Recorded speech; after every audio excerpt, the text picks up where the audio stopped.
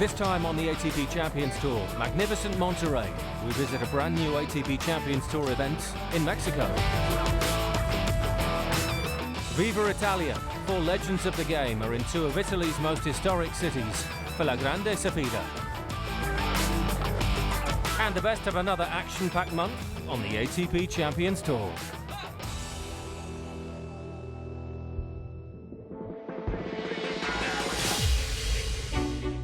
Welcome to the home of the all-time greats, where the legends of tennis compete. To qualify, players must either be former world number ones, Grand Slam finalists or Davis Cup winners. Only the best of the best need apply. Running through to December, the season climaxes with the Champions Tennis at the Royal Albert Hall in London. This is the ATP Champions Tour.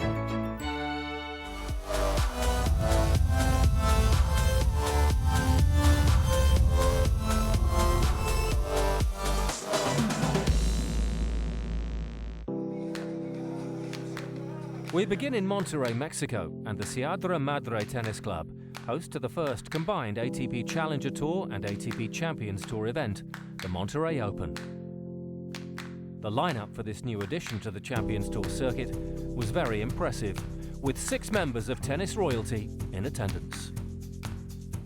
Well, I actually like it when we come and play and you play with guys trying to make it big. You see some young, hopefully, stars of the future and some guys that are trying to get the ranking up. So for me, that's a good mix. It's a great place to be. It's a nice tournament, the first one, and to be in Monterrey. A lot of people, the stadium is nice, but I had the time to just look around, spend some time, and to see as everything was well organized. So I'm very happy. The people here in Mexico love their tennis, and so for the first time being in Mexico, I've enjoyed my time, and hopefully I'll be back next year. Well, it's always nice, to come back and play with Matt and John, Thomas Enquist, Thomas Muster, and then we have Pistol Pete who's coming up and play with us. So it's great to have to be here with them and to bring back some good memories, some good matches always. This is my first time here in Monterrey, and there's a lot of energy with the crowd, and that definitely helps me. Just to be here, to be yourself, to enjoy it. It means that everybody's so happy to see each other when we're coming back and play, because we have no more pressure, we have nothing to prove anymore. We just have to play our best tennis we can to make everybody happy. So the stage was set in Mexico for a spectacular week of tennis.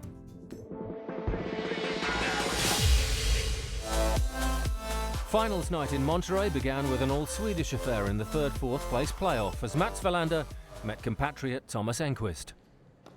Despite an age discrepancy of 10 years in Enquist's favour, there was no sign of a chasm in quality in the early stages, with Wilander's deft touches causing his opponent some real difficulty.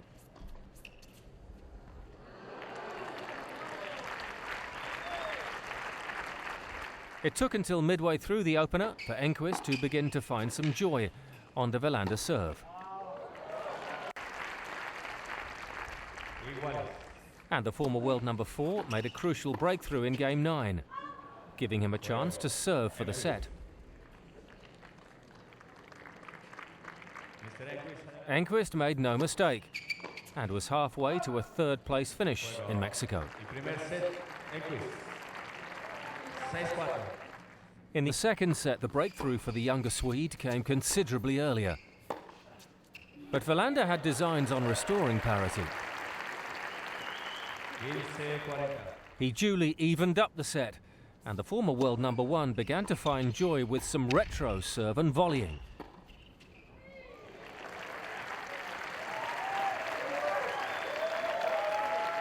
But that approach didn't reap dividends for too long, as Enquist began to find a way through.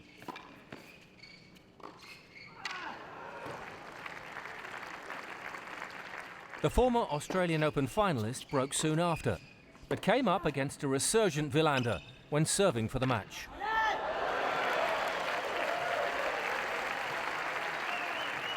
Enquist eventually steadied himself and drew the required errors from his compatriot to seal 3rd place in Monterrey.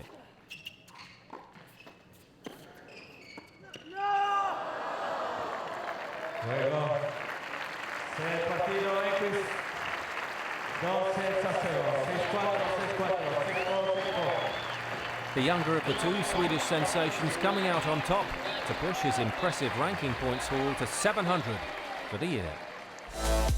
After the Battle of the Swedes came an All-American final as two of the greatest players ever took to the court. Their careers overlapped briefly in the early 90s, and on the ATP World Tour, Pete Sampras won their 3 matches. And it was the younger man by 12 years making the early running in Monterrey. With the scores level, Pistol Pete was aiming to assert some authority using the firepower he still has. 7-time Grand Slam champion McEnroe was beginning to make errors on his own serve. And the frustration was clear.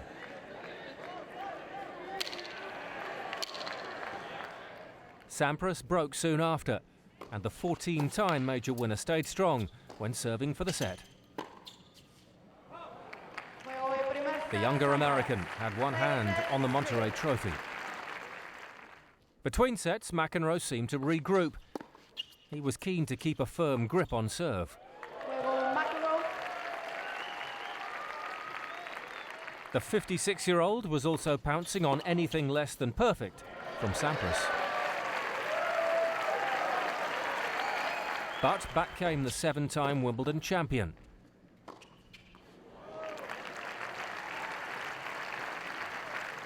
Sampras quickly gained a crucial break and was keeping a high intensity to his game.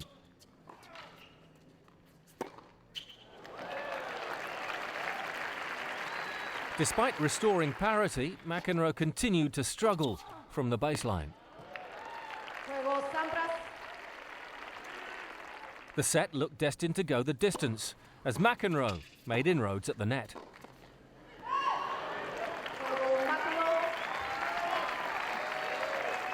The lefty continued to venture in court as he looked to level the match at 1-set-all, much to the delight of the Mexican crowd.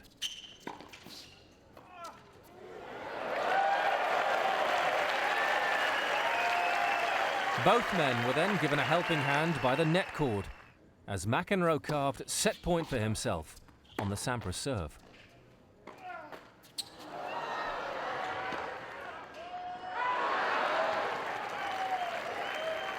Crucially, the 44-year-old snuffed out any danger on that serve and was looking the stronger player in the early stages of the tiebreak.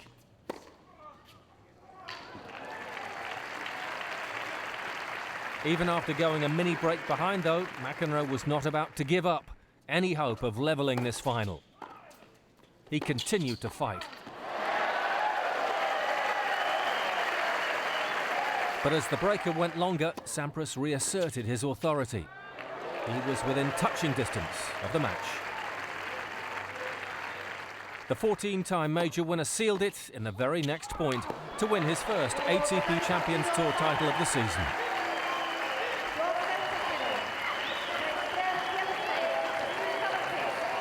Pistol Pete was second best in the final in Kanoka Heist back in August, but this win would bring him level on points at the top of the ATP Champions Tour rankings with Thomas Enquist.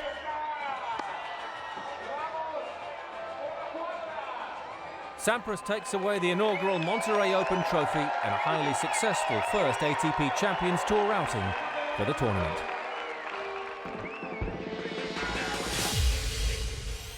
Still to come on the ATP Champions Tour, we've got the best of the action from La Grande Sfida in Verona and Modena. And the legends put their knowledge of the host city in northern Italy to the test, as we find out who is the Modena mastermind.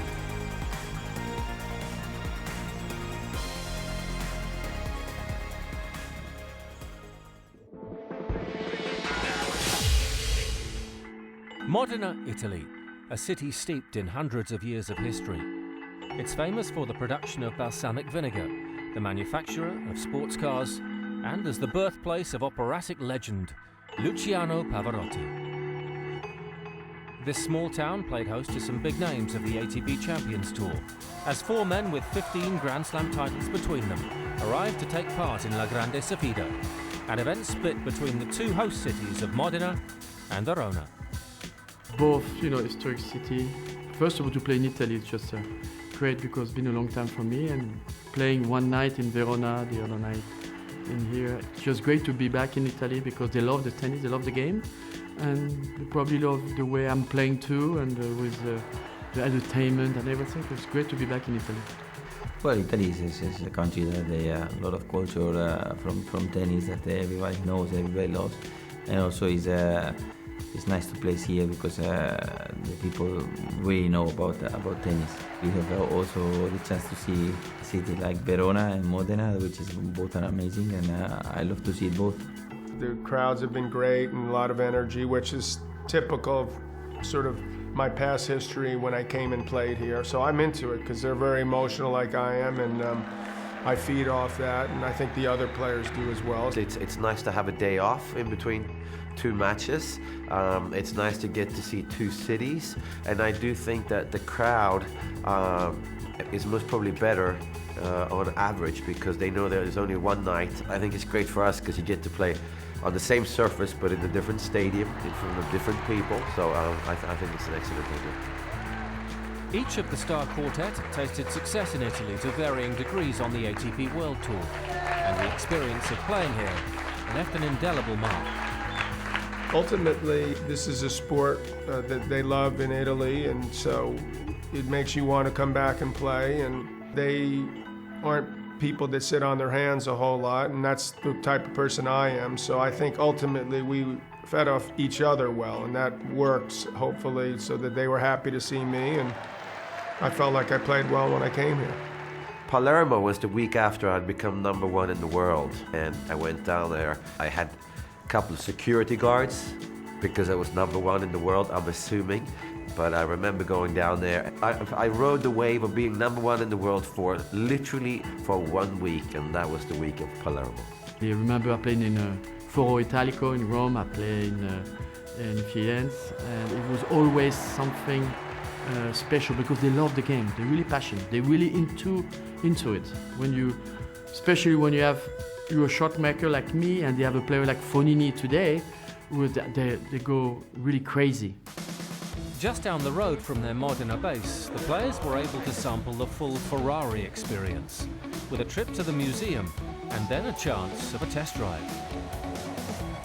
I'm crazy about racing cars, and I've been following Formula 1 for many years, and we have really the opportunity to spend some time and to see what's all about. And it's like for me for someone never been to Wimbledon. It's a culture, passion, respect, and it's really something unique. Well, it's educational, certainly.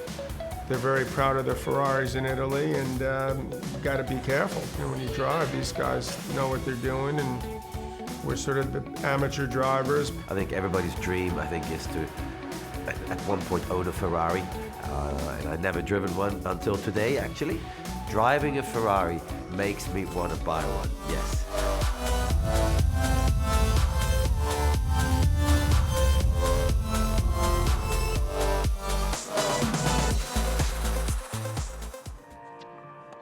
The first match action in Italy took place in Verona, and before the semi-final began, the stars warmed up with some aspiring young players.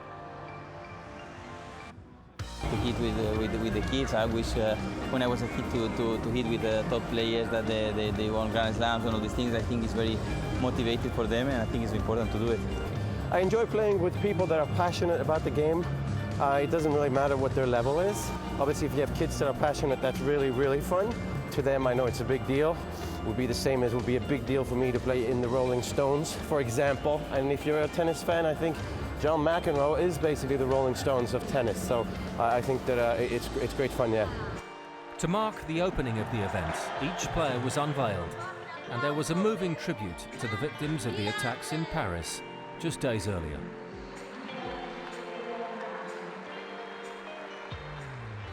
The draw for the semi-finals threw up two intriguing matches. First up, a clash between Henri Leconte and Sergi Bruguera.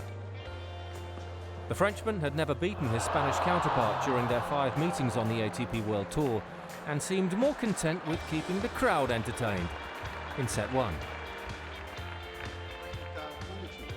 Bruguera took the first set comfortably, but in the second, LeConte turned up the heat, and both men were at the peak of their game. But it was Bruguera who made the final in Modena.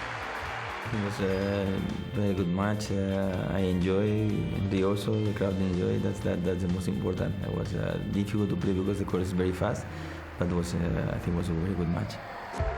The second semi-final saw the two oldest competitors in the field, Mats Wilander and John McEnroe, face off. These two are both 7-time Grand Slam champions, and there was real quality on display at times. The head-to-head between these two on the ATP World Tour favoured McEnroe 7-6, and the American held a slender advantage midway through the first set, with a break in hand. He closed out the first set, and backed by a boisterous crowd, McEnroe continued to excel on serve in the second set. A single break was enough for the 3-time Wimbledon champion to beat his Swedish counterpart for the second time this season on the ATP Champions Tour. Mats and I have a great history when we play, and so he's a good rival, and he's been a great one over the years, and I felt like I was on top of things, so that automatically makes you feel better.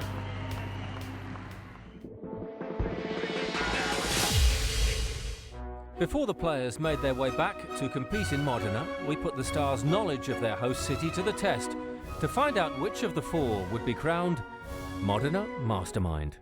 Modena is famous for producing which of these condiments? Olive oil, balsamic vinegar, or mustard? Balsamic vinegar. Well, I'm gonna go with like balsamic vinegar. Balsamic vinegar. Balsamic. Correct, and I'm not that stupid. They give me one in my room. Pavarotti is Modena's most famous son, but can you name the group formed by him and his fellow opera singers Placido Domingo and Jose Carreras? Either the 3 baritones, the 3 tenors, or the 3 sopranos? 3 tenors? I'm gonna go with the 3 tenors. The 3 tenors? I think the 3 baritone. Modena is the home of Ferrari, but who was the last Ferrari driver to win the Formula 1 championships? Michael Schumacher, Fernando Alonso, or Kimi Raikkonen? I am gonna go with Schumacher. Kimi Raikkonen. I believe it was Michael Schumacher. I think Raikkonen. I'm an idiot. And finally, which of the 4 players playing here this weekend has won the most ATP titles in Italy? Oh my gosh. I'm gonna go with, let's see, Mats, me. Oh, that's complicated. It has to be Sergi Bruguera. John or Mats? Forget Henri. I think Mats Wilander. I will pick Mats. This is a trick question, I have a feeling. Sergi Bruguera. Okay, I don't know anything about tennis, so don't count on me. Don't bet anything. You're being too hard on yourself, John. It was you with your 4 Milan titles. Oh, really? Oh, damn, I'm no good, I mean. I'm glad I was wrong. So in the final standings of Modena Mastermind 2015, bringing up the rear is Henri LeConte with 1 point from 4. Mats Wilander finishes in 3rd place with 2 points. But tied at the top, the 2 finalists in Modena, Masterminds John McEnroe and Sergi Bruguera, with 3 points each.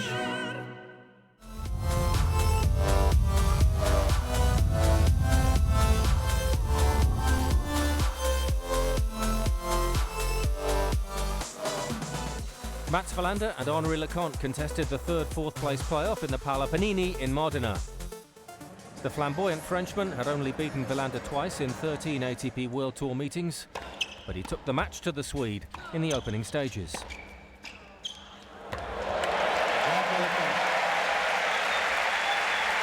But it wasn't long before the former ATP World Tour year-end #1 found a breakthrough on the LeConte serve.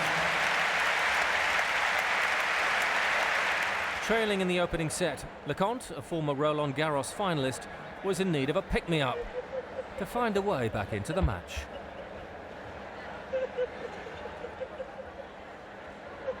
And the candy break would work wonders for LeConte.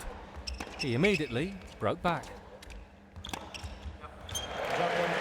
Very sweet. As the set wore on, it was Wilander who was looking the more likely to snatch the advantage. The Swede was painting the lines in the 11th game. And with the required break, the three-time Australian Open champion held firm, serving for the set.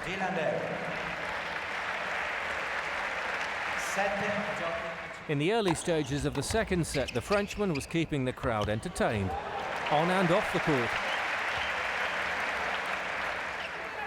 Luckily, he couldn't find the keys.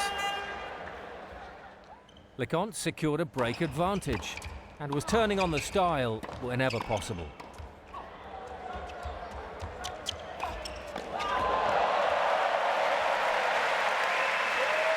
And the 52-year-old levelled the match on the Wilander serve in the grand manner.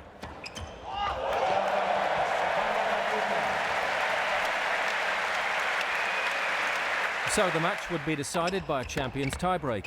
It was Wilander who took a mini break advantage with a delicate lob.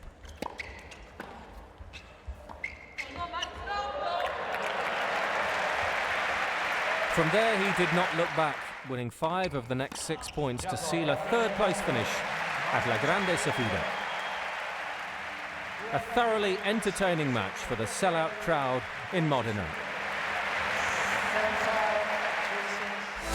The final at the Pala Panini saw John McEnroe and Sergi Bruguera go toe-to-toe, having never met on the ATP World Tour. Right from the off, this looked to be a colourful encounter, and the American snatched an early advantage, breaking Bruguera in only the second game.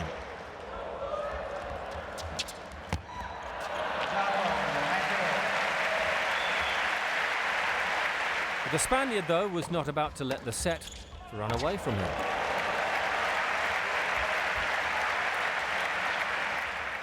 Despite Bruguera's flair in defence, McEnroe remained in the ascendancy and was giving the Italian crowd exactly what they'd come to see.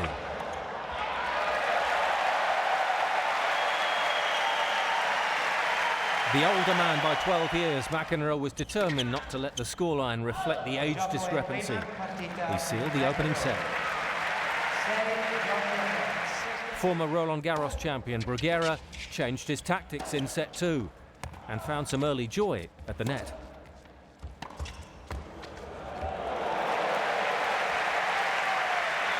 It was a second set of fine margins, with both men committing everything, as Bruguera snuffed out another McEnroe break point.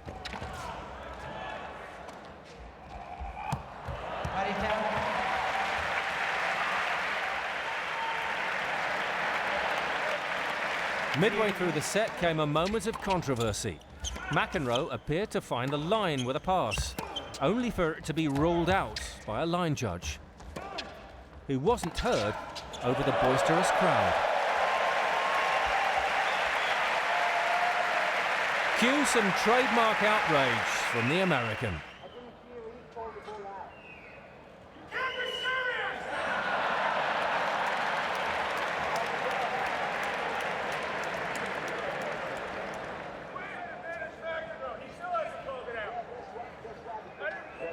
Unbelievable, man. That is just outrage. Highway robbery! But that anger only seemed to fuel McEnroe's desire to finish the match in straight sets. The former world number 1 found the crucial break soon after. And then the 7-time major winner powered through, serving out the match to clinch La Grande Sofida. The last couple of years that I played in Italy, the crowds have been unbelievable, and they're so passionate, and they remind me of someone, myself, so they get really into it, but they lift me up, and you gotta want to play for the people that come out like this, and it's been great the last 2 times, but this time the court was playing very quick, and that suited my game against my opponents. So John McEnroe heads to the season-ending finale at the Royal Albert Hall in London as the man in form. In the ATP Champions Tour rankings table, there's a three-way tie for top, with Thomas Enquist, Pete Sampras and John McEnroe all on 700 points. Tied for fourth are James Blake, Xavier Malisse, Alex Corretja and Fernando Gonzalez, all on 400 points.